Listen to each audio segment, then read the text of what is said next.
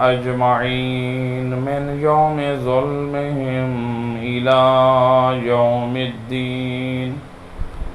أما بعد، فقد قال الله سبحانه وتعالى في كتابه المجيد وفرقان الحميد وقوله الحق.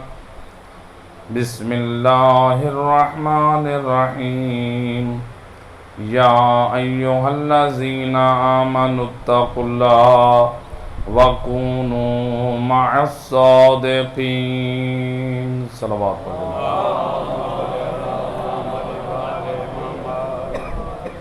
ارباب اعزاء، عشرہ محرم الحرام 1444 ہجری، آج تیسری مجلس جو ہمارا موضوع قرار پایا تھا، سچوں کی شان اور سچوں کا پیغام.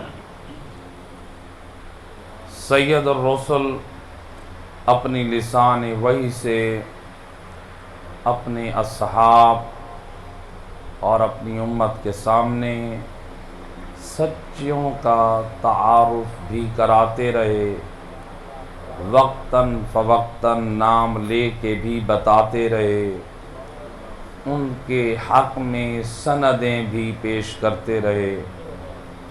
بلکہ علماء اہل سنت کی کتاب فرائض الصبتین کی دوسری جلد میں کہ سید الرسل نے اپنے سلسلہ جانشین کے آخری فرد کے نام تک کو بتا دیا. سید الرسل نے فرمایا، اپنے اصحاب سے خطاب کرتے ہیں، ان خلفائی و اوصیائی حجج اللہ بعدی اثنا عشر.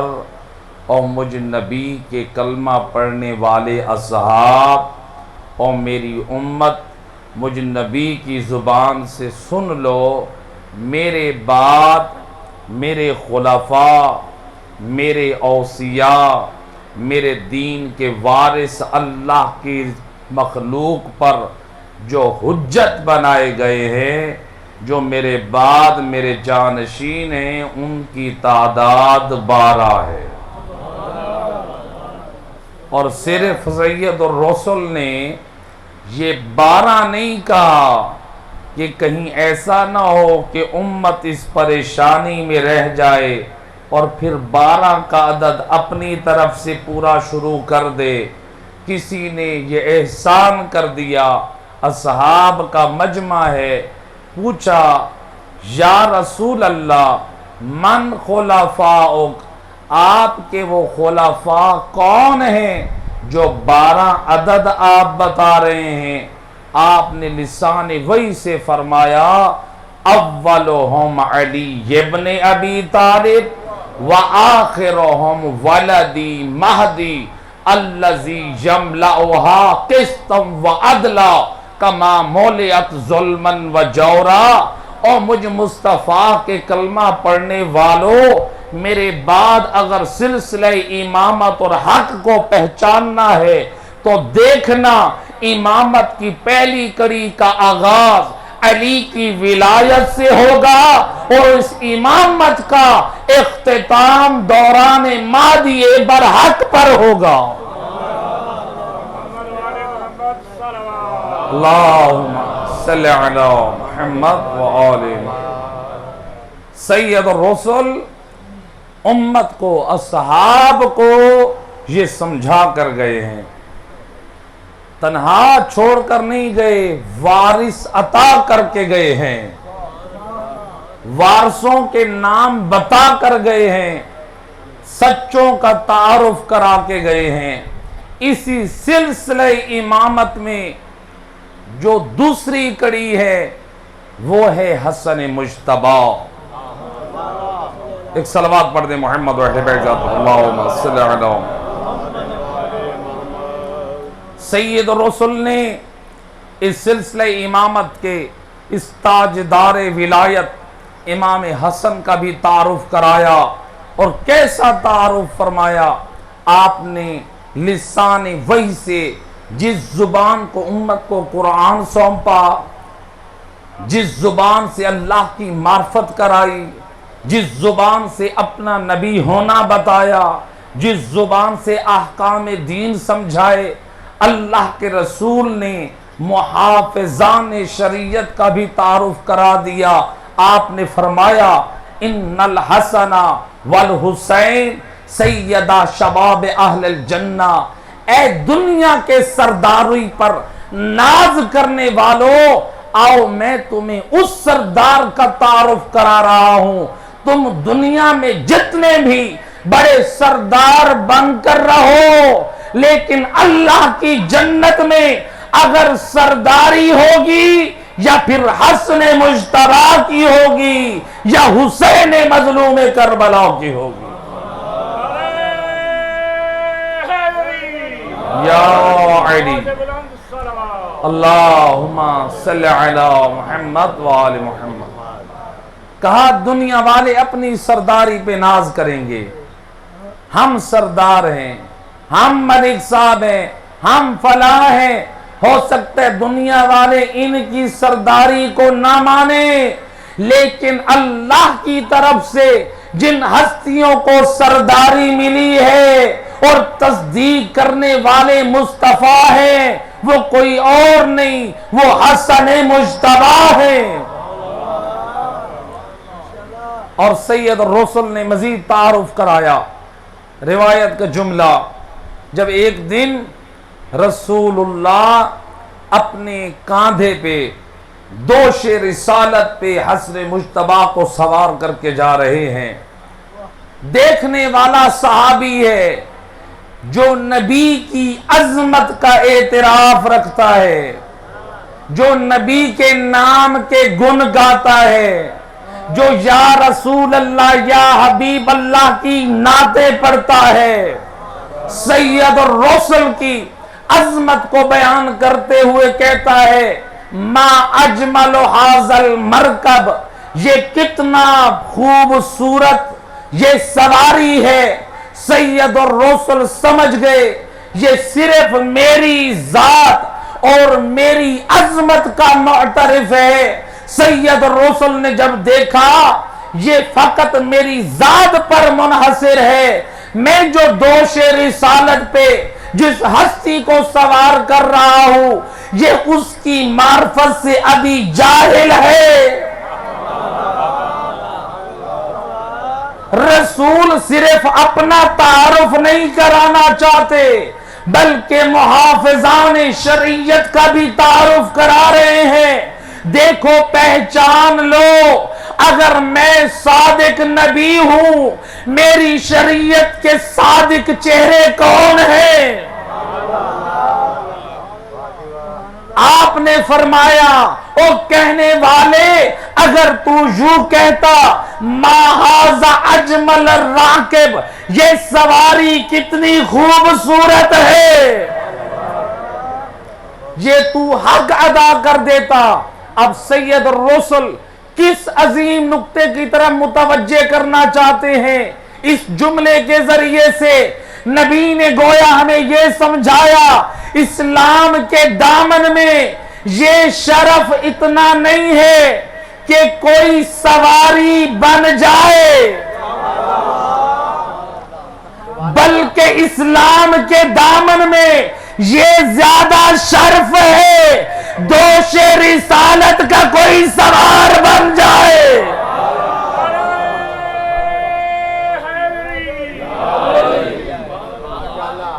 دوش رسالت کا کوئی سوار بن جائے، یہ شرف کی بات ہے۔ اس لیے روایت میں ملتا ہے ایک دن سید الرسل مدینے میں جا رہے ہیں اور ایک بچہ ہے جو دیکھتا ہے رسول اللہ کو، کبھی حسن کو اٹھاتے ہیں، کبھی حسین کو اٹھاتے ہیں، کبھی دونوں شہزادوں کو اٹھاتے ہیں۔ آج دیکھا رسول کے دوش خالی ہیں، آگے بڑھ کر کہتا ہے یا رسول اللہ آج مجھے بھی اپنے کاندھے پہ اٹھائیے۔ پروگرام شاید دنیا والوں کا یہ تھا کہ ہمارا بچہ بھی سوار ہو جائے، کل کو ہم بھی کہہ سکیں گے یہ صرف شان حسن و حسین نہیں، ہمارے فرزند کو بھی رسول نے اٹھایا۔ میں قربان جاؤ وہ نبی اور جس کے اخلاق کے قصیدے اللہ قرآن میں پڑھ رہا ہے، وہ نبی بول کے فرماتا ہے اے بچے تو بے شک سوال کر رہا ہے لیکن تیرا مقام اس قابل نہیں ہے کہ تو دوش رسالت کا سوار ہو۔ جن دوشوں پہ حسن و حسین کی جگہ ہے وہاں پر غیر معصوم نہیں بیٹھ سکتا۔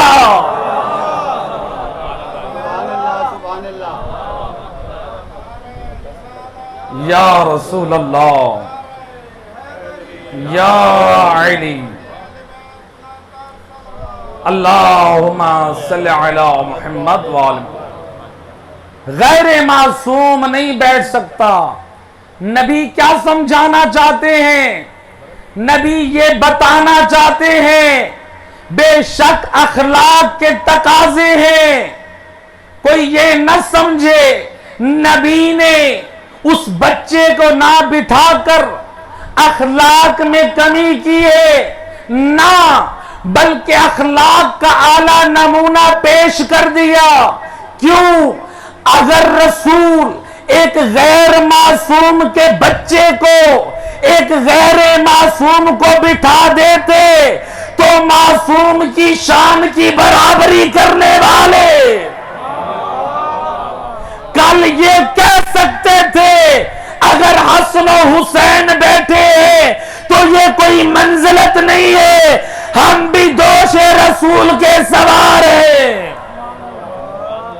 رسول یہ خاص کرنا چاہتے ہیں معصوم کے ساتھ، یہ ان دوش کا سوار علی حیدر کرار رہیں گے یا پھر حسن و حسین رہیں گے۔ ایک صلوات پڑھ دے محمد و اہل بیت، اللہم صلی علی محمد و آل محمد۔ بارہ دیگر باواز بلند صلوات، تھوڑا سا آگے آ جائیے، اللہم صلی علی محمد و آل محمد۔ سید الرسل امام حسن کا تعارف کس تعظیم اور احترام کے ساتھ کرا رہے ہیں؟ دنیا والوں کو بتا رہے ہیں یہ حسن مجتبی معمولی بچہ نہیں ہے، یہ میرے دین کا وارث ہے۔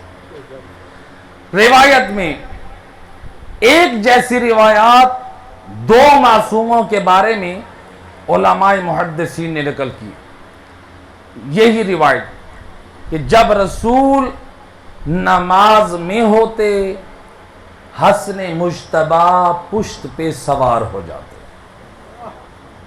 یہی روایت کہ ایک مرتبہ رسول نماز میں ہیں اور حسین پشت پہ سوار ہے، یعنی دونوں شہزادوں کے بارے میں روایت موجود ہے، علماء محدثین نے نقل کی ہے روایت۔ اب دیکھیں یہ روایت پیغام کیا دے رہی ہے؟ یہ روایت دو پیغام دے رہی ہے۔ روایت مسجد النبوی ہے، رسول اللہ حالت سجدے میں ہیں، حسن مجتبی پشت رسالت پہ ہیں، یا جبرائیل امین نے آ کر یہ پیغام دیا یا نبی اللہ جب تک حسن مجتبی ہیں آپ نے سر سجدے سے اٹھانا نہیں،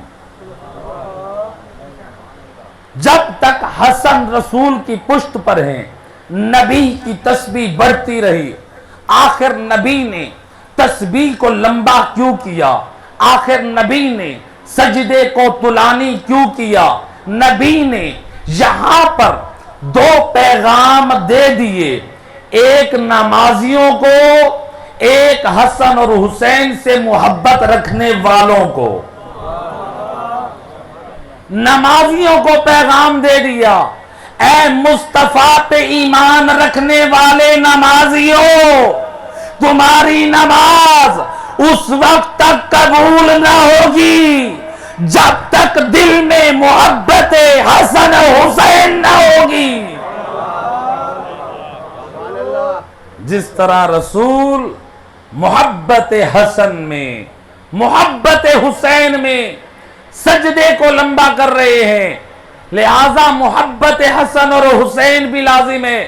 دوسرا پیغام دیا، اے حسینیو، اے حسن مجتبی کی مودت و محبت رکھنے والو، محبت حسین، محبت حسن مجتبی سجدوں کو لمبا کرواتی ہے، سجدوں کی قضا نہیں۔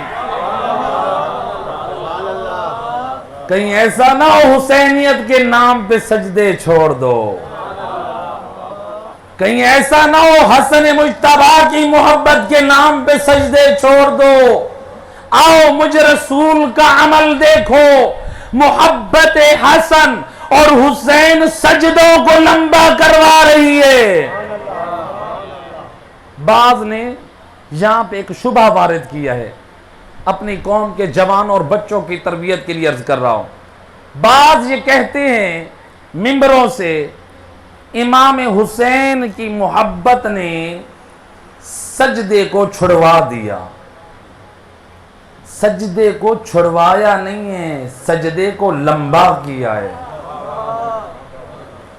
نبی کی پشت پر جب حسن ہے، جب حسین مولا ہے، نبی نے نماز توڑی نہیں ہے، نماز جاری رکھی ہے۔ بتا دیا محبت حسین سجدہ گزار بناتی ہے، سجدوں کا قضا کرنے والا نہیں۔ ایک صلوات پڑھ دے محمد و اہل بیت، اللہم صلی علی محمد و علی امام حسن مجتبی، آپ کی یہ عظمت اور یہ شان۔ آج دنیا والے یہ اعتراض کرتے ہیں کہ امام حسن نے امیر شام سے صلح کر لی تھی، یہ امام حسن کی ولایت کا دم تو بھرتے ہیں لیکن امام حسن کی مانتے نہیں ہیں۔ یہ ایک اعتراض ہے۔ اپنے بچوں کے لیے یہ گفتگو ضروری ہے۔ امام حسن مجتبی کو صلح کی ضرورت کیوں محسوس ہوئی؟ ایک صلوات پڑھے محمد و اہل بیت کی ذات پر، اللہم صلی علی، بار دیگر بآواز بلند صلوات، اللہم صلی علی محمد و علی۔ امام حسن مجتبی نے صلح کیوں کی؟ اس سے پہلے، صلح سے پہلے ہمیں کچھ حالات کو دیکھنا ہوگا جسے علماء اہل سنت نے، علماء شیعہ نے بڑی امانت سے نقل کیا۔ کیا حالات تھے امام حسن مجتبی کے زمانے میں؟ جب امام کی جنگ جاری تھی امیر شام کے ساتھ، 12,000 کا لشکر جو پیش قدمی کیے ہوئے تھا، جو قیس ابن سعد جو اس لشکر کا کمانڈر تھا، وہ جنگ کر رہا تھا۔ وہ اس انتظار میں تھا کہ جب تک امام کی طرف سے حکم نہیں آئے گا میں پیچھے نہیں ہٹوں گا۔ لیکن ادھر سے ان کو نقصان ہو رہا ہے۔ اب انہوں نے کیا کیا؟ ایک سازش کا راستہ اختیار کیا۔ امام حسن کے شیعوں میں، امام حسن کے لشکر میں اور قیس ابن سعد کے لشکر میں یہ بات پھیلا دی کہ امام حسن نے امیر شام سے صلح کر لی ہے۔ جب وہ یہ سنیں گے ان کے حوصلے پست ہو جائیں گے، وہ امام کی محبت اور طاعت میں اپنے ہتھیار ڈال دیں گے۔ تو جب حوصلے پست ہوں گے ہم لشکر کشی کر کے ان پہ کامیابی حاصل کر لیں گے۔ ادھر سے یہ لشکر کو کمزور کرنا شروع کیا، افراد کے حوصلے پست ہو رہے ہیں، افراد قوت کے اعتبار سے کم ہو رہے ہیں، اور دوسری سازش یہ رچائی گئی، جو بڑے بڑے جو سردار تھے ان کو 50,000 درہم و دینار میں ان کو خریدا گیا۔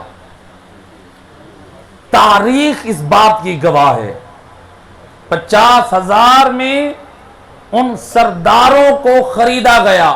اور آج کے دور میں یہ بات سمجھانا مشکل نہیں ہے. آپ لوگوں نے دیکھا کہ بکنے والے کتنا جلدی بک جاتے ہیں. اب تو یہ مشکل بھی نہیں ہے، میڈیا پہ پوری دنیا دیکھ رہی ہے. لہذا وہ بھی بکنے والے مال کی خاطر بکے. تاریخ اس بات کی گواہ ہے، بڑے بڑے مخلص بنی ہاشم میں سے حضرت عبداللہ ابن عباس جیسے بھی 1,00,000 میں بک گئے، نصرت امام کو چھوڑ دیا. ذرا غور کریں، ہمارے لیے بھی پیغام ہے. امام کے گھرانے سے تعلق رکھنے والے جب مال دنیا کی چمک کو دیکھا، ریل پیل کو دیکھا، امام وقت کی نصرت سے پیچھے ہٹ گئے. بہرحال پیچھے ہٹے، پھر امام کے دروازے پہ آ کر طائب ہوئے اور امام سے معافی مانگی. یعنی اس جیسے افراد بھی جو امام کے دست بازو تھے، جو قوت بازو تھے، وہ افراد پیچھے ہو گئے. اب لشکر بھی کمزور ہو گیا، سردار بھی بکنے لگے، مخلص افراد بھی پیچھے ہٹنے لگے. اب تاریخ کہتی ہے ادھر سے امیر شام کی طرف سے ایک سفید کاغذ بھیجا گیا کہ آپ اگر صلح کی کچھ شرائط لکھ دیں، ہم صلح کے لیے تیار ہیں. اگر آپ کی شرائط ہیں، ہم ان شرائط پہ دستخط کرنے کے لیے آمادہ ہیں. آپ اپنی شرائط بھیجیں، ہم صلح کرنے کے لیے راضی ہیں. اب وارث دین امام نے حالات کا جائزہ لیا. ادھر سے سردار بک گئے، ادھر سے مخلصین چھوڑ گئے، ادھر سے لشکر کمزور ہو گیا. جو لشکر باقی رہ گیا ہے، امام نے حجت تمام کرتے ہوئے کہا کہ اے امام وقت کی نصرت اور مدد کرنے والوں، میں وارث دین ابھی بھی امیر شام اور اس کے لشکر سے جہاد کرنے کے لیے تیار ہوں. کیا تم میدان جنگ میں جہاد کے لیے تیار ہو؟ جب امام نے اتمام حجت کے لیے کہا تو لشکر میں کچھ افراد رہ گئے ہوں جو اکثر لشکر کے فرد کی زبان پر ایک جملے کی صدا بلند ہوئی، البقاء البقاء. ہمیں موت منظور نہیں ہے، ہم جینا پسند کرتے ہیں. اب ذرا دیکھیں، لشکر کمزور بھی پڑ چکا ہے، سردار بک بھی چکے ہیں، مخلصین ٹوٹ بھی چکے ہیں، چند مخلصین رہ گئے ہیں. کچھ ایسے بھی ہیں جو امام کی صحیح معرفت نہیں رکھتے، بڑھ کر کسی نے امام کو جب سلام کرتے تھے تو الیاذ باللہ یہاں تک کہہ دیتے تھے السلام علیک یا مذل المومنین. الیاذ باللہ، اے مومنوں کو گمراہ کرنے والے. جب امام پر ایک آنے والے نے یہ سلام کا انداز اپنایا، فتبسم حسن ابن علی، امام حسن مجتبی مسکرائے، فرمایا جو تم نے مجھے کل آ کر کہا تھا السلام علیک یا امیر المومنین، میں تمہارے اس انداز پہ راضی نہیں تھا، اس لیے کہ امیر المومنین کا لقب خاص ہے میرے بابا علی ابن ابی طالب کے ساتھ. میرے بابا کی یہ شان ہے، تم مجھے یہ کہہ رہے ہو مذل المؤمنین. مجھے یہ تو قبول ہے لیکن اپنے بابا کا لقب مجھے منظور نہیں ہے. عظمت امام علی پہ صلوات پڑھ دے محمد وآلہ بیت، اللہم صلی علی محمد وآلہ. یہ کچھ ایسے تھے جو امام کی معرفت نہ رکھتے تھے، آج کچھ ایسے نادان بھی پیدا ہو چکے ہیں جن پر امام وقت کی معرفت تھی، وہ سوچ رہے تھے کہ ہم جو کہیں امام ویسے کریں۔ امام واجب و طاعت ہے، امام کی پیروی کرنی ہے، امام سے پیروی نہیں کروانی۔ آج ایسے کچھ ناقص المعرفت لوگ کہتے ہیں آغا سستانی کو ایسا نہیں کہنا چاہیے، رہبر معظم آیت اللہ خامنائی کو ایسے نہیں کہنا چاہیے، اور میرا دوست میں نے اور تو نے دین ان فقہا کے دروازے سے لینا ہے، ان فقہا نے ہم سے دین نہیں لینا۔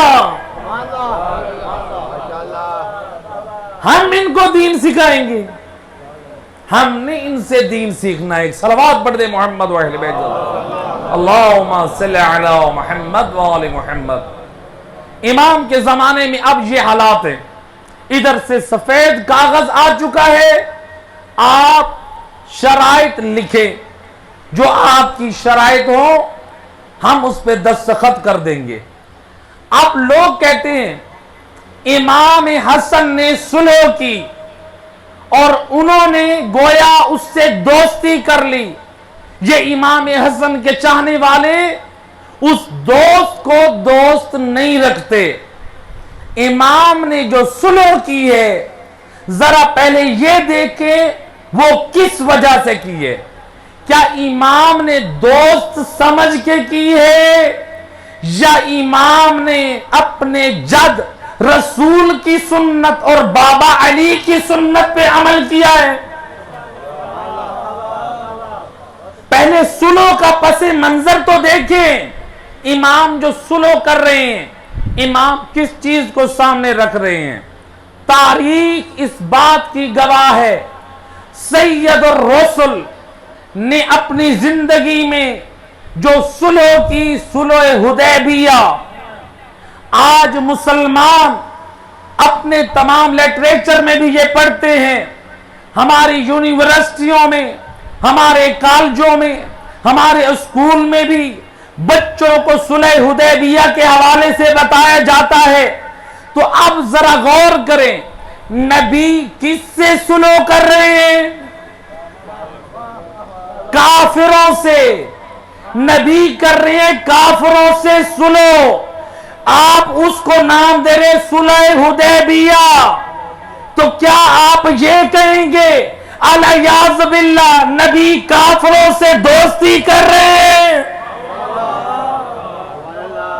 اگر آپ کافروں سے صلح کو نبی کی دوستی کا نام دیتے ہیں، ہم آپ کے ایسے اسلام کو سلام کرتے ہیں۔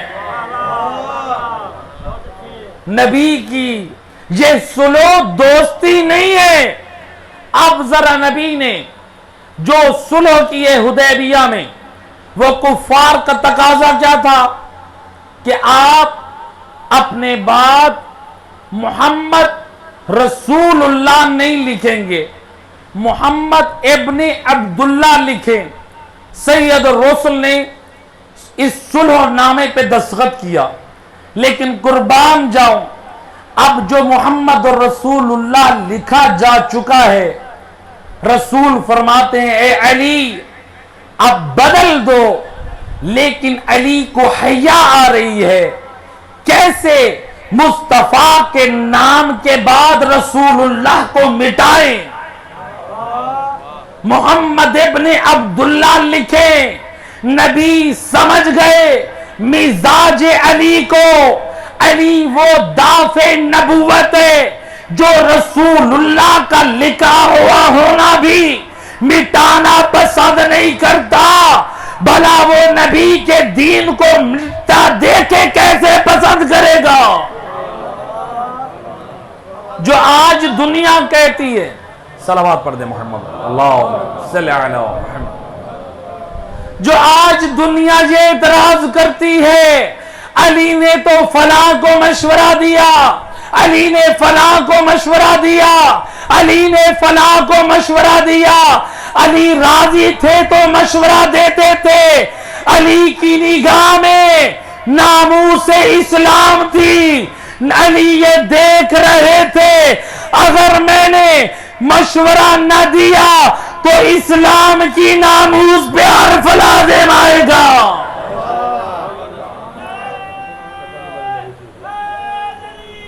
یا علی اللہم صلی علی محمد و آل محمد. رسول اللہ نے بڑھ کر کاغذ لیا, آپ نے خود اپنے نام کے آگے رسول اللہ کو مٹا کے محمد ابن عبداللہ لکھا. اب یہ کس سے صلح ہوئی؟ کافروں سے. کافروں کا ایک اور, مشرکین کا ایک اور گروہ آیا نبی کی خدمت میں.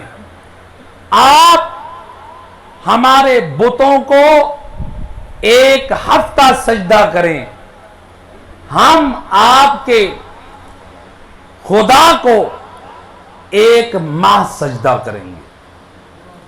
آپ ہمارے بتوں کو ایک دن سجدہ کریں, ہم آپ کے خدا کو ایک ہفتہ سجدہ کریں گے. لیکن سید الرسل نے جب دیکھا یہ تعلیمات توحید کے منافی ہے, لیکن دنیا والے تو یہ سمجھ رہے تھے اللہ ظاہر یہ بہترین سمجھوتا ہے, لیکن سورہ قل یا ایھا الکافرون نے بتا دیا جب عقائد حق کا سالم نہ رہے تو پھر اس بات پہ سمجھوتا نہیں ہو سکتا, لیکن جب عقائد حق کا سالم رہے تو پھر صلح ہو سکتی ہے. اس لیے سورہ کافرون کی آخری آیت نے یہ پیغام دے دیا لَكُمْ دِينُكُمْ وَلِيَ دِينِ, میں تمہارے خداؤں کو سجدہ نہ کروں گا اور تم بھی یقیناً میرے خدا کو سجدہ نہ کرو گے. لہذا عقائد جو ہیں وہ باقی رہنے چاہیے. اب نبی کی ان مشرکین سے بھی صلح ہو رہی ہے عقائد کی بنیاد کو باقی رکھتے ہوئے. نبی کافروں سے بھی صلح کر رہے ہیں, اور ادھر سے نجران کے کافرین جو عیسائیت یہ کہتے رہے حضرت عیسیٰ ابن اللہ ہیں, سید الرسل ثابت کرتے رہے ابن اللہ نہیں ہے, اللہ کے فرزند نہیں ہیں, وہ اللہ کے بندے ہیں, وہ اللہ کے نبی بن کر آئے ہیں. اب یہ کافروں نے یہ طے کیا کہ ہم مباہلہ میں آئیں گے اور وہاں پر فیصلہ ہوگا. سید الرسل اپنی آل کو لے کر آئے اور اس میں سب سے آگے جو نمایاں سید الرسل نے اپنے جس فرزند کو آگے کیا ہوا ہے وہ امام حسن مجتبی. آپ اس میدان میں امام حسن مجتبی کو نمایاں طور پہ دکھا رہے ہیں اور دنیا والے یہ دیکھ رہے ہیں کہ حسن مجتبی یہ سچا چہرہ ہے, حسین یہ سچا چہرہ ہے, دنیا والے دیکھ رہے ہیں. لیکن وہ بنی نجران, وہ عیسائیت اپنے ارادے سے باز آ گئے, وہ پیچھے ہٹ گئے. گویا ایک قسم کی اس صلح پہ سمجھوتا ہو گیا. ہم آئے تو لعنت کرنے تھے, لیکن اگر تم پیچھے ہٹ رہے ہو, اب تم اپنے اس گزشتہ نظریے سے رک رہے ہو تو ہمیں تسلیم ہے. اب بنی نجران کے ساتھ بھی نبی کا یہ عمل گویا صلح والا قرار پا رہا ہے. یہ تیسرا رسول کا عمل, رسول کی سیرت کا چوتھا عمل. فتح مکہ پہ جب رسول اللہ آئے اور امام حسن مجتبی بھی ساتھ ہیں, اب دیکھا فتح مکہ کے مقام پر بڑے بڑے مشرکین کے سرداروں نے مفاد کے لیے اسلام کو قبول کیا, لیکن جب مدینے میں پہنچے سب سے بڑے منافق بن کے ظاہر ہوئے اور یہ منظر حسن مجتبی اپنی آنکھوں سے دیکھ رہے ہیں. میرے نانے نے جو صلح کی ہے کن لوگوں کو پناہ دی ہے؟ کوئی مشرکین ہے، کوئی کافرین ہے، کوئی منافقین ہے، کوئی عیسائیت پہ جمع ہے۔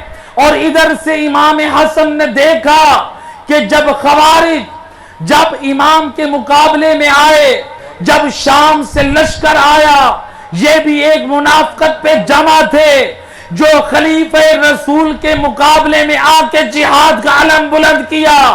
لیکن جب قرآن کو سامنے پیش کیا تحکیم کے طور پر، علی حیدر کرار نے جب دیکھا کہ اب یہ قرآن کو درمیان میں لائے ہیں، علی مولا نے اپنی تلوار کو رکھ دیا۔ اب حسن مجتبی علی کے لال نے بھی یہی دیکھا کہ اب لشکر بھی کم پڑ چکا ہے، مخلص لوگ بھی ساتھ چھوڑ چکے ہیں، اور ادھر سے یہ شرائط نامہ کا سلو نامہ کا وہ شرائط لکھی جانے کا وقت بھی آ چکا ہے۔ اور امام حسن مجتبی نے پھر جب یہ دیکھا اپنے لشکر پہ حجت بھی قائم کر چکے ہیں، اس وقت امام نے پھر سلو نامے کی شرائط کو لکھنا شروع کیا۔ صلوات پڑھ دے محمد و اہل بیت، اللہم صلی علی محمد۔ اب امام نے اس سلو نامے کی پہلی شرط، اس سلو نامے کی جو شرائط ہیں، علماء اہل سنت، علماء شیعہ نے اگر ان کو جمع کرے تو تقریباً وہ 12 شرائط بنتی ہیں، لیکن میں وہ 5 شرائط جنہیں علماء اہل سنت نے بھی نقل کیا، جنہیں علماء شیعہ نے بھی نقل کیا، جو باقی 7 شرائط ہیں وہ ان شرائط کے گرد گھومتی ہیں۔ پہلی شرط جو امام حسن مجتبی میں اس میں لکھی، بسم اللہ الرحمن الرحیم، پہلی شرط یہ ہے، اے امیر شام تو تخت حکومت پر تو بیٹھے گا، لیکن میری شرط یہ ہے تو کتاب خدا اور سنت رسول کا پابند بن کر رہے گا۔ اب امام یہ شرائط نامہ تیار کر رہے ہیں، گویا امام دنیا والوں کو بتانا یہ چاہتے ہیں، اے مسلمانوں، جب میں نے یہ شرط لکھی اور وہ دستخط کر رہا ہے، اس کا مطلب یہ ہے وارث دین یہ سمجھا رہے ہیں کہ یہ شرط نامہ جو امضا کرنے والا ہے نہ آج تک قرآن پہ صحیح عمل کر رہا ہے، نہ سنت نبی پہ عمل کر رہا ہے۔ دوسری شرط امام حسن مجتبی نے یہ تحریر کی کہ اے امیر شام، تو علی ابن ابی طالب پہ جو سب و شتم جمعہ کے خطبات میں دی جاتی ہے وہ سب و شتم بند ہو جائے گی۔ اس نے اس پہ امضا کیا، گویا قیامت تک کے مومنین کو، مسلمانوں کو آگاہ کر دیا، دیکھو یہ اقراری مجرم ہے، جو یہ اقرار کر رہا ہے میں اب تک علی کے حق میں سب و شتم کرتا رہا۔ نبی کی زوجہ حضرت ام سلمہ فرماتی ہے میں نے نبی سے سنا من سب علیاً فقد سبنی، اور مسلمانوں نبی فرما رہے تھے جس نے علی پہ سب و شتم کیا، جس نے علی پہ سب و شتم کیا اس نے مجھ مصطفیٰ پہ سب و شتم کیا۔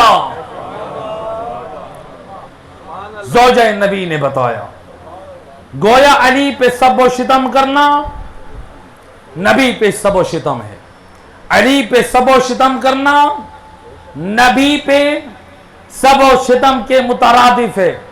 اب یہ سب و شتم، یہ جسارت کب تک رہی؟ تاریخ اس بات کی گواہ ہے. امویہ حکومت کا جو پانچواں، بعض کے مطابق چھٹا جو خلیفہ آیا، عمر ابن عبد العزیز، جو 99 ہجری میں یا 101 میں اس نے آ کر تمام شہروں میں، تمام ممالک میں، جہاں پر امیر شام کے حکم پر جمعہ کے خطبات میں علی ابن ابی طالب پہ جسارت کی جا رہی تھی، اس نے پہلا بیان یہ جاری کیا، آج کے بعد علی ابن ابی طالب پہ جسارت نہ کی جائے گی. تاریخ نے بتایا کم سے کم یعنی 60 سال بعد یہ سب و شتم جا کر بند ہونا شروع ہوا. یہ عمر ابن عبد العزیز نے یہ سب و شتم بند کروایا. تو گویا امام کی دوسری شرط یہ تھی کہ تم سب و شتم بند کرواؤ گے. تیسری امام نے جو اس میں شرط لکھی، تیسری شرط یہ ہے، جو کوفہ میں بیت المال ہے اس میں حق مسلمانوں کا ہے، اس میں حق بیوہ عورتوں کا ہے، اس میں حق یتیم بچوں کا ہے، اس میں حق مسلمانوں کا ہے، لہذا تجھے حق نہیں پہنچتا اس بیت المال کو اپنے قبضے میں لے کر اور اس کو استعمال کرو. گویا امام نے یہ بتا دیا وہ امیر المسلمین کیسے ہو سکتا ہے، وہ امیر المومنین کیسے ہو سکتا ہے جو مسلمانوں کے مال کی صحیح حفاظت نہ کر سکے، جو امت کے مال اور حقوق میں خائن ہو، وہ امت کا امیر نہیں ہو سکتا. امام نے شرائط نامے میں تیسری شرط یہ درج کی. چوتھی شرط جو امام حسن مجتبی کی طرف سے جو یہ ذکر ہوئی کہ اے امیر شام، آج سے تو اپنے آپ کو امیر المومنین کے لقب سے یاد نہیں کروائے گا. اب امام کا یہ اقدام کہ تو اپنے آپ کو امیر المومنین کہلوانے کا حقدار نہیں ہے اور وہ دستخط کر رہا ہے، گویا امام نے قیامت تک کے مسلمانوں کو بتا دیا جو خود تسلیم کر رہا ہے میں امیر المومنین ہونے کی لیاقت نہیں رکھتا.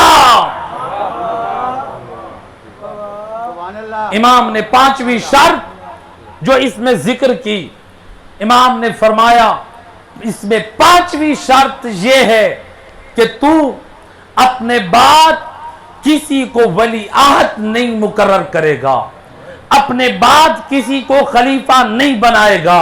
اور اس نے اس کے اوپر بھی دستخط کیا اور دنیا والوں کو، قیامت تک کے مسلمانوں کو پیغام دے دیا. امام حسن مجتبی نے یہ شرائط نامے پہ یہ شرائط لکھ دی اور امیر شام نے دستخط کر دیے. ذرا میں توجہ دلانا چاہتا ہوں، آپ اگر آپ میں سے کسی پہ کیس ہو جائے، ایک ہوتا ہے کہ آپ پر جرم، فرد جرم کا پرچہ ہوتا ہے، ایک پرچہ ہوتا ہے، فرد جرم عائد کر دی جاتی ہے. ہو سکتا ہے مجرم کا جرم ثابت نہ ہو، لیکن ایک ہوتا ہے پرچہ جو اقراری مجرم جو اپنے جرم کا اقرار کر لیتا ہے. ایک مرتبہ آپ نے کسی پہ قتل کے جرم کا مقدمہ کیا، پرچہ درج ہو گیا، ایک مرتبہ مجرم اقرار کرتا ہے میں نے جرم کیا ہے، اس کیس کی نوعیت اور ہوتی ہے. امام نے شرائط نامے پہ جو شرطیں لکھوا دی اور امضا کروا لیا، گویا دنیا والوں کو بتا دیا کہ دیکھو یہ اپنے جرائم کا اقرار کر رہا ہے. اللہ صلی بتا دیا اے دنیا والوں دیکھنا جو صلح نامے پہ دستخط ہو رہے ہیں کیا یہ دستخط کرنے والا قرآن اور سنت پر عمل کرتا ہے؟ کیا یہ دستخط کرنے والا مسلمانوں کے بیت المال کو غلط استعمال تو نہیں کرتا؟ یہ دستخط کرنے والا کہ اپنے آپ کو امیر المومنین تو نہیں کہلوا رہا؟ کیا یہ اپنے بعد اپنے بیٹے کی بیعت کا مطالبہ تو نہیں کر رہا؟ اگر یہ ان شرائط پر عمل کرتا نظر نہ آئے تو پھر سمجھ رہے جانا وارث دین اس کے عمل پہ راضی نہیں۔ اب امام نے اپنے نانے کی سنت اور اپنے بابا کی سیرت کو سامنے رکھتے ہوئے، ان شرائط کو سامنے رکھتے ہوئے اسلام کی مفاد کی خاطر صلح نامے کی شرائط کو بیان کیا۔ اور آج اگر دنیا کہے کہ یہ امام کا دوستی کا اقدام تھا، اگر آپ امام حسن کے اس اقدام کو دوستی کا نام دیتے ہیں، پھر رسول کا بھی اقدام مشرکین کے ساتھ جو تھا، پھر العیاذ باللہ ادھر بھی آپ کو دوستی کا نام دینا پڑے گا۔ پھر کفار کے ساتھ صلح کو بھی دوستی کے نام دینا پڑے گا، پھر عیسائیت کے ساتھ بھی اس سمجھوتے کو دوستی کا نام دینا پڑے گا، پھر منافقین کے ساتھ بھی اس سمجھوتے اور صلح کو دوستی کا نام دینا پڑے گا۔ اور اگر آپ دوستی کا نام دیتے ہیں تو پھر اسلام کے نام پہ ایک بہت بڑا داغ بن جائے گا، اور جس سے عظمت رسول بڑھتی نظر نہیں آئے گی بلکہ شان کم ہوتی نظر آئے گی۔ ایک صلوات پڑھ دے محمد وحید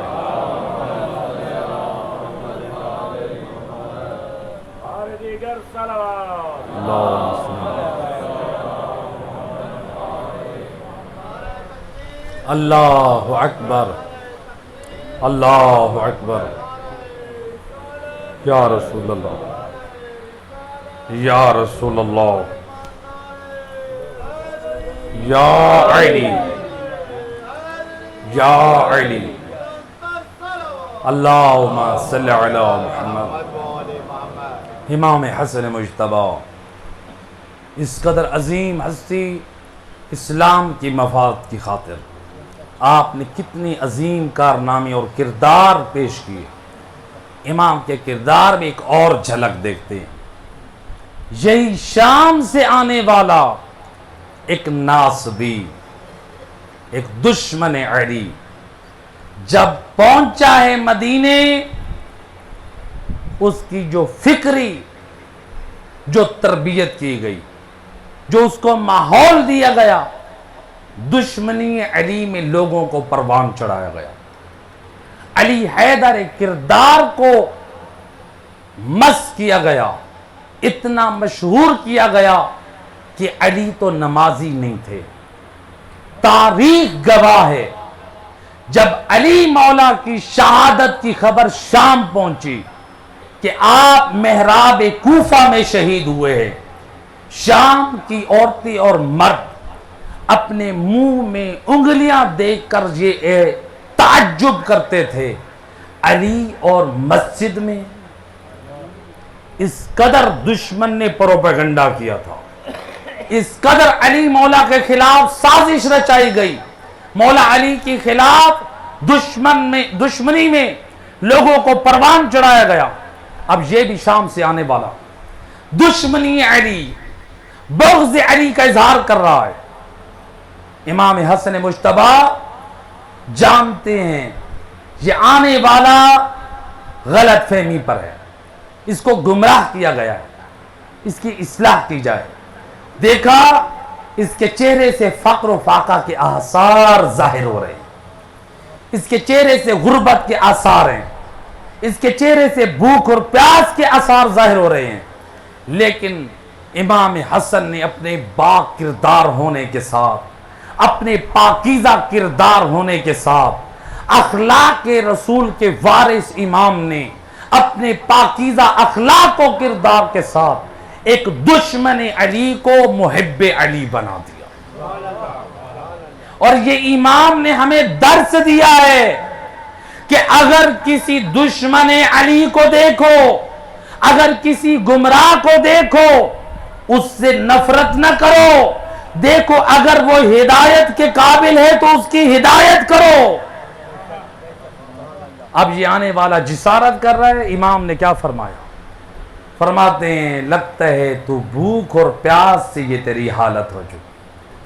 تجھے سواری کی ضرورت ہو تو تجھے سواری عطا کرو، لباس کی ضرورت ہو تو تجھے لباس عطا کروں، تجھے بھوک اور پیاس کی ضرورت ہو تو تجھے کھانا عطا کروں، رہنے کے لیے جگہ ہو، زاد سفر کے لیے کوئی ضرورت ہو، تجھے درہم و دینار کی ضرورت ہو. جب امام کا اخلاق دیکھا یہ اس قدر عطا کرنے والے ہیں، میں جسارت پہ جسارت کر رہا ہوں اور یہ اپنے کرم پہ کرم پیش کر رہے ہیں. قدموں پہ گر کے کہتا ہے اللہ عالم ہے سو یجعل رسالتا. اللہ بہتر جانتا ہے کہ وہ امامت کو کس مقام پر رکھے. رسالت کا نام کہہ کے امامت کی طرف اشارہ کر رہا ہے. اللہ بہتر جانتا ہے. لہذا جو دشمن علی تھا اپنے زمانے کا محب علی بن گیا. اب یہ میری اور آپ کی ذمہ داری کیا ہے؟ اپنے گرد و نواح میں دیکھیں، آپ کے ہمسایوں میں، آپ کے رشتہ داروں میں اگر کوئی آل محمد کی معرفت سے دور ہے تو آپ اس سے وہ حسن سلوک رکھیں، آپ اس سے وہ اخلاق رکھیں کہ آپ کے اس عمل سے ان کے دلوں میں محبت اہل بیت کا نور پیدا ہو. جیسے ماہ محرم میں مومنین مجالس عزا کرتے ہیں، اپنے ارد گرد برادران اہل سنت کو بھی دعوت دیں، عام مسلمانوں کو بھی دعوت دیں. اگر آپ کے ارد گرد عیسائی رہتے ہیں، کسی اور فرقے سے تعلق رکھتے ہیں، سب کو آپ دعوت دیں. یہاں پر یہ مجلس سنی اور شیعہ کی تفریق کے لیے نہیں رکھی. یہاں پر جو مجلس عزا رکھی گئی ہے یہ تفریق ہے حسینیت اور یزیدیت میں. آپ حسینیت کے لیے آئیں، آپ نواز رسول کی محبت میں آئیں، آپ رسول اللہ کی محبت میں آئیں، آپ رسول اللہ کو پرسہ دینے کے لیے آئیں. لہٰذا اگر آپ نیاز کا اہتمام کرتے ہیں، اگر نیاز بچ جاتی ہے، برادران اہل سنت کے گھروں میں خود جا کر نیاز کو پہنچائیں. جب عید کی مناسبت آتی ہے ان کے گھروں میں خود جا کر گوشت پہنچائیں.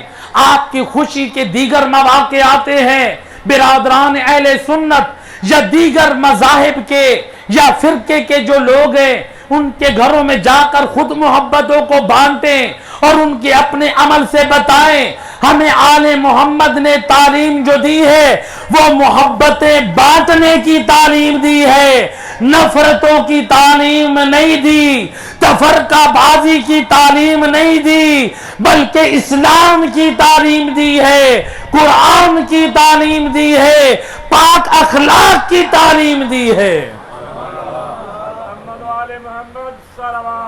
اللہم صلی علیہ. اور اگر ہمارے کسی قدم سے کسی مسلمان کی، کسی کافر کی، کسی گمراہ کی ہدایت ہو جاتی ہے، آپ نے بہت بڑی کامیابی حاصل کر لی. اللہ کے رسول فرماتے ہیں یا علی دنیا وما فیہا کے برابر جس میں سورج کی روشنی پڑے، اے علی پوری کائنات سونے سے بھری ہو اور تو اس مال کو، اس سونے کو راہ خدا میں تقسیم کر دے، اے علی یہ تیرا عمل اتنا افضل نہیں ہے جتنا افضل یہ ہے تیرے وجود سے ایک شخص ہدایت پا جائے. اللہ اکبر. ایک شخص ہدایت پا جائے، ایک علی والے کو نمازی بنا دیا، ایک علی والے کو آپ نے قرآن سکھا دیا، ایک علی والے کو آپ نے باکردار بنا دیا، ایک مسلمان کو آپ نے حبدار آل محمد بنا دیا، ایک کافر کو آپ نے رسول کا سچا عاشق بنا دیا۔ جب آپ یہ ہدایت باندھتے جائیں گے، کامیابی آپ کا قدم چومتی جائے گی۔ ایک صلوات پڑھ دے محمد واحد میں۔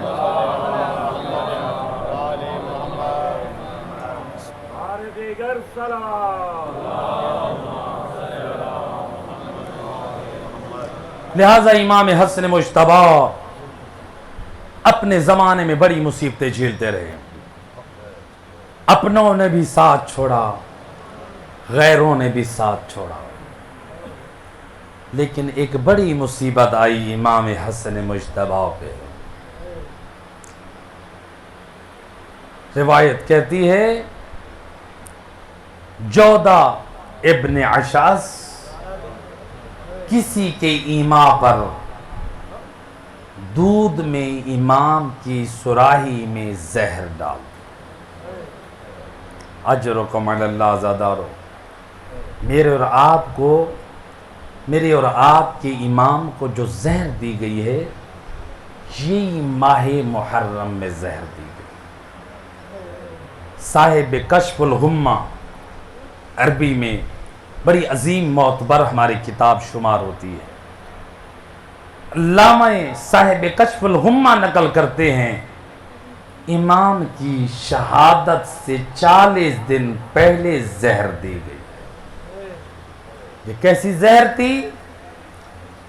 یہی ماہ محرم کی 16 یا 17 ہے، جس ماہ میں آپ زہرا کے لال حسین کے آپ پرسے کے لیے آئے ہیں، اسی ماہ میں حسن مجتبی کو بھی زہر دی گئی۔ اجرکم علی اللہ زادارو، روایت کہتی ہے میرا امام گرمیوں کا موسم ہے، حسن مجتبی روزے سے ہے۔ جب امام گھر میں پہنچے روزہ افطار کرنے کے لیے، جودہ ابن اشعث نے کسی کے ایما پر اشارے پہ دودھ کی سراہی میں زہر کو ڈال دیا۔ یہ کیسا زہر تھا؟ روایت میں ملتا ہے امام حسن خود فرماتے ہیں مجھے بہت مرتبہ زہر دیا گیا، لیکن جو اس مرتبہ زہر ملا وہ بڑا سخت زہر ہے۔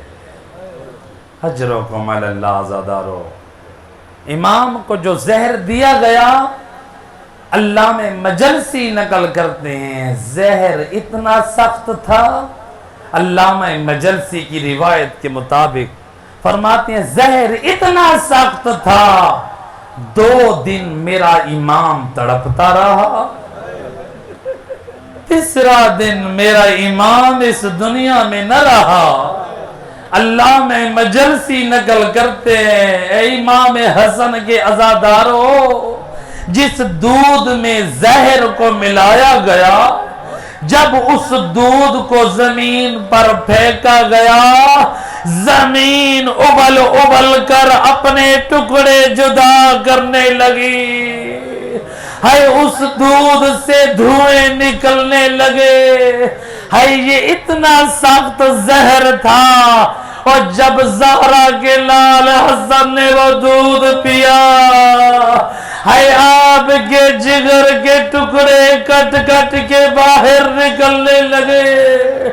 اجرکم علی اللہ زادارو، راوی کہتا ہے میں امام حسن مجتبی کی عیادت کے لیے بیٹھا تھا، یہ امام کے منہ سے مسلسل خون نکل رہا ہے، یا میں نے دیکھا وہ امام کے منہ سے وہ جگر کے ٹکڑے کٹ کے نکلنے لگے۔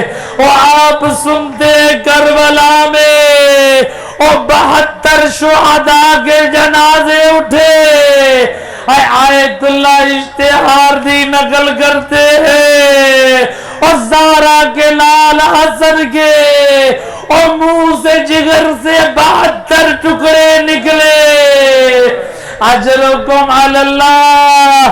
ازادار و روایت کہتی ہے امام مظلوم کربلا ہے جب بھائی حسن کی خدمت میں آئے، ایک مرتبہ بھائی کو گلے سے لگایا اور بھائی حسن کی پیشانی کا بوسہ دیا اور بھائی حسن کی آنکھوں کا بوسہ دیا. ہے بھائی کی مصیبت پہ گریہ کر رہے ہیں یا رو رہے ہیں؟ یا امام حسن مجتبی وہ اپنے روتے ہوئے بھائی سے فرماتے ہیں لا یوم کا یوم یا ابا عبداللہ، اور میرا بھائی ابو عبداللہ، اور میری مصیبت سے بڑا دن تو تیری مصیبت کا ہے، اور تجھ پر تو 30,000 کا لشکر آئے گا. اجرکم علی اللہ. اور شاید امام اس نقطے کی طرف اشارہ کر رہے ہیں او بھیا حسین ہے آج میں گھر میں ہوں اور مجھے زہر دیا گیا اور میرا سر میرے بھائی کی گود میں ہے اور میری بہنوں کا برداشت سالم ہے اور میری بیٹیوں کا برداشت سالم ہے. اور لیکن اے حسین، اور جب تیرے اوپر یوم عاشور وقت آئے گا اور تیرا سر خاک میں ہوگا، ہے کوئی تیرا سر اٹھا کے گود میں رکھنے والا نہ ہوگا، ہے علی کی بیٹیوں کی چادر سالم نہ ہوگی. اجرکم علی اللہ. زادارو روایت کہتی ہے یہ اتنی دیر میں دروازے میں دستک ہوئی. کنیز نے آ کر بتایا مولا او علی کی بیٹیاں آ کر زیارت کرنا چاہتی ہے. سنو گے عزادارو امام حسن مجتبی نے کیا فرمایا؟ فرماتے بھیا حسین اور جلدی سے اس تشت کو چھپا لو اور کہیں زینب کی نظر نہ پڑ جائے. اے اجرکم علی اللہ. عزادارو روایت کہتی ہے جب بی بی زینب آئی آ کر پوچھا کیا ہوا میرے بھیا کو؟